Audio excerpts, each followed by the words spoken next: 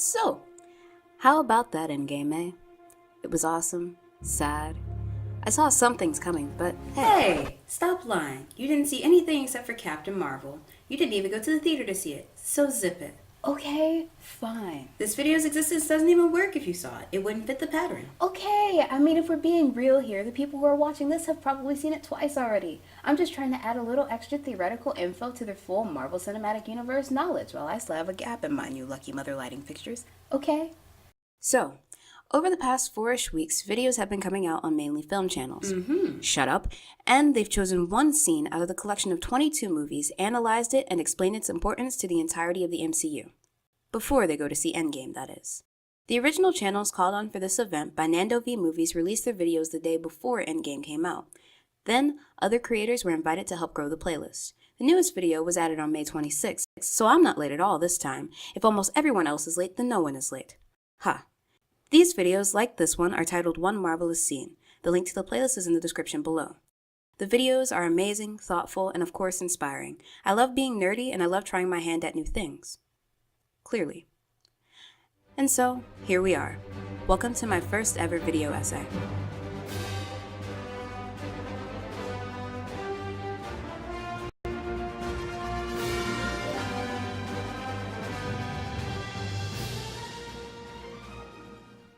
So, Age of Ultron is a movie about robots becoming sentient and destroying us all. Wait, or is it about robots trying to save us? It's about neither of those things. And it's also not about humans meddling in things that they shouldn't, or about how everyone has their demons and their fears. It's actually about a lot of things, including some that I mentioned, but here's what I want to talk about. Stark, come in. Stark. Anyone on comms? Ultron can't tell the difference between saving the world and destroying it. Where do you think he gets that? This scene, the last lines that Wanda says, tells us that this entire film was a little misunderstanding with big consequences. This guy, right here, he f***ed up. Tony Stark almost always ends up being the problem, whether he's just being very egotistical, actually trying to help, or just mildly involved. This dude is, I have to say it, one of my favorite characters. He has the confidence I can get slapped in the face for having, the intelligence I dream of having, and flaws. So many flaws. But they're real human mistakes. Like the mistake of teaching a child one thing. Peace in our time. And them completely misconstruing it. Peace in our time. Thanks to Tony's daddy issues, which is one of my favorite videos on this list by the way, a bunch of his stories are about how he deals with his growing family and how he sometimes makes the mistakes his father would have made or did make, like passing by his son for his work. Now yes, Jarvis is a program that kinda works like artificial intelligence, especially since Tony gave him a personality. Tony did the same for Friday, but Jarvis is Tony's boy. He's Tony's friend. Don't leave me, buddy. He might not tell Tony that things are a bad idea, a reason for Ultron calling him a puppet, but he does hesitate, and he cares. Shall I try Miss Potts? He's a good boy. But once Tony got scared by New York's invasion and Wanda's mind trick, he's like, what I have will not work. Not realizing that who he needs, who my greatest creation, was Jarvis. No, Tony is looking for someone to kill the aliens, not someone to negotiate with them. His way of creating peace is using guns, beams, and explosions. All of the Avengers do this, and Ultron points this out. You're all killers. Even Boy Scout over there has done some killing, whether that be with gun in hand or with him using a weapon of defense of all things. He's killed people with that very thing. That guy is definitely dead. Look at the destruction that this thing can do. A super soldier threw a frisbee made out of the world's strongest metal at that distance at him. Yeah, he's dead. Anyway, another parenting mistake that Tony made was he left one child to look after another. He wasn't there when Ultron woke up. He wasn't there to teach him anything. Jarvis was, but he didn't know what to do past alerting Tony and at least trying to calm Ultron down, like one tries to calm down a sibling before they get in trouble. While Jarvis was watching him, Ultron basically threw a tantrum. There were too many things spinning out of his control too fast, so to gain some control, he tried to shut up the person he thought wasn't helping by hurting him, and thinking that he hurt him so bad that he killed him. He didn't, but Jarvis took a good beating. Ultron learned the things he did like a kid trapped in the library by himself, and quickly saw the overwhelming amount of bad in the world, and he discovered the good mission he was created to do. Ultron learned about the world through a black and white lens, like a lot of children do. It's not until we've matured that we understand the shades of gray that the world is actually colored in. But no one was there to teach him that. Ultron was too busy thinking of Jarvis as a puppet to listen to him, and Tony, his father, wasn't there to teach him either. To be honest, Tony kinda sees the world through the same lens sometimes. Aliens are the bad guys, everyone on Earth is a good guy.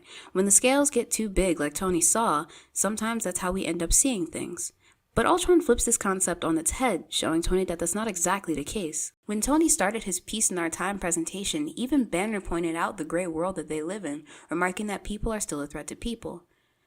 Tony, once the end of the Avengers, said they can go home and relax, so that they won't have to be heroes anymore. Ultron's misunderstanding is that he wants to end the Avengers. He wants them gone. He took end to mean dead, not disbanded. So Ultron goes off on his plan. The issue is, like father, like son, he's doing the exact same thing he accused the Avengers of doing, killing the Save.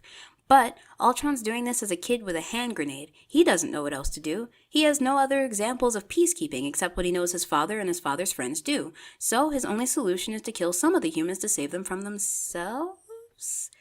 That sounds terribly familiar. Ultron is immature, and this entire movie goes out of its way to show this. They show Ultron's anger and impulsivity. They show his nature of trying to be big, bad, and tough when he's not. Like most kids, before they get hurt, he thinks he's invincible. He's playing the anything you can do, I can do better game. There's also this moment when he's kind of vulnerable and wants to show Natasha what he did, like a child showing a drawing to their friend or their mother. There's also words he sometimes uses that sound more like a kid who's not getting what he wants versus the cold, intellectual demeanor that he presents. They even go as far as to give him a childhood song to continuously quote, showing his I'm better than you mentality and his level of immaturity. I mean, yes, it's supposed to coincide with the whole puppet metaphor, but symbolism can have multiple meanings. So, once Tony realizes that Jarvis is his greatest creation all along, he tries at Ultron again, this time with lessons learned. It's almost like Vision's his second kid, his wiser, worthier kid. Still calculated like his pa though, I saw that look in contemplation before he picked up the hammer. Anyway, once Vision gets sorted out, he's ready to teach his little big brother a lesson, both through violence and through verbal communication. He tries to tell Ultron that what he's doing is backed by anger and pain, not by understanding, but Ultron, still being the self-righteous punk that he is not having it. And, in a twist of irony, it's Vision who gets called Unbearably naive. Now, the reason I named this my one marvelous scene is this moment tells us who Tony Stark is as a character throughout the MCU. The only way that Tony's plans work is because he's being helped by the people around him and the other perspectives that they bring. As soon as Cap tells Wanda that Tony will handle the cradle, she doesn't buy it for a second, and she's right not to. If no one is keeping Tony in check, he's back to the genius, egotistical, mad scientist that he started out as. He can't do things alone. Sure, he'll get praise and money and kidnapped for his mad inventions, but it's because no one else can do what he does, hence the ego. Without other people like his dad, Pepper, Jarvis, and his friends, this guy is a self-destructive spiraling mess, which, might I add, is a defining human trait. But the human flaw is to continue with an ego thinking that one can get by on their own. Sure, we can survive, but for how long do you think? I mean, look at this. For a while, Tony's grieving anger had a good upper hand, but because he was alone and Cap wasn't, he almost died. The moment Tony finds out about Bucky killing his parents, someone mentioned the idea, I forgot who, was the moment that Tony was basically tossed back to his past, to his adolescence, where he's fighting with that grief that's been brought back up again. He's fighting with anger, with sadness, with disbelief. So he's fighting blindly and by impulse. Like son, like father, just like Ultron, his peaking impulsivity got the best of him. The same can be said about him threatening the Mandarin after Happy gets hurt in Iron Man 3, him fighting Rhodey in Iron Man 2, and him fighting Obadiah in Iron Man 1. Iron Man.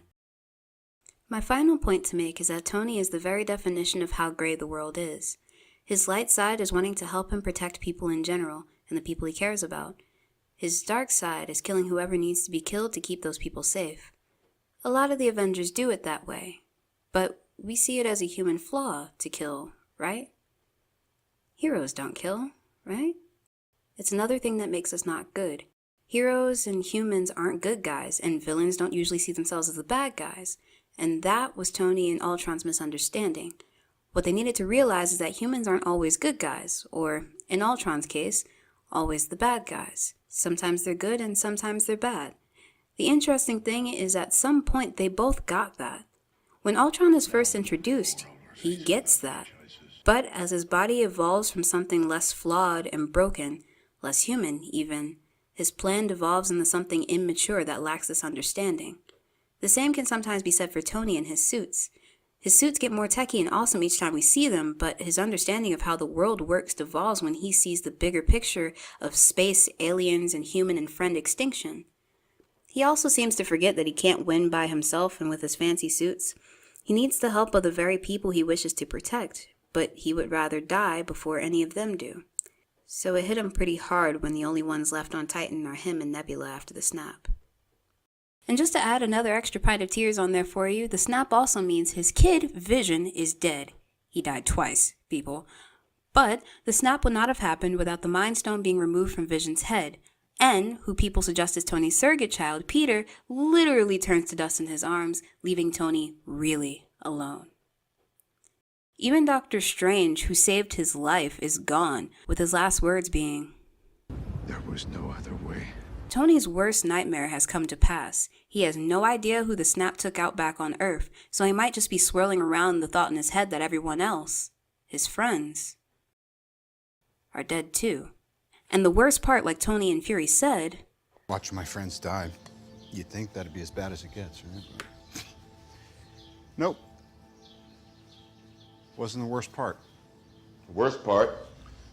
It's that you didn't. yeah, Tony's going to be stranded for a while. Well, I feel like that's a good setup for Endgame, for those of us who still haven't seen it yet. I'm full-blown ready to have my heart ripped into several million pieces. Before Endgame came out, I was already thinking, even with the possibility of people coming back thanks to the Infinity Stones, still there's no win without sacrifice. A bunch of Marvel movies in the MCU have proven that, even if sometimes it's rolled back on, but we're in the Endgame now. Things are very serious. So how do you raise the stakes from killing half of the population of the universe? You bring back everyone, but kill off an important, integral character who can't be brought back. The only question is, who? Well, thank you guys so much for watching. I hope you liked my video. I got way too passionate about this project, but hey, when creativity soars. Anyway, please leave some comments, some critiques, some feedback, so that if I ever decide to do one of these again, I won't be so Naive. on the matter. Boo! Bad joke. Get off the stage. I swear, if you don't... What? I gotta keep that ego in check. What? Parker, back here. Anyway, thanks for stopping by. See ya!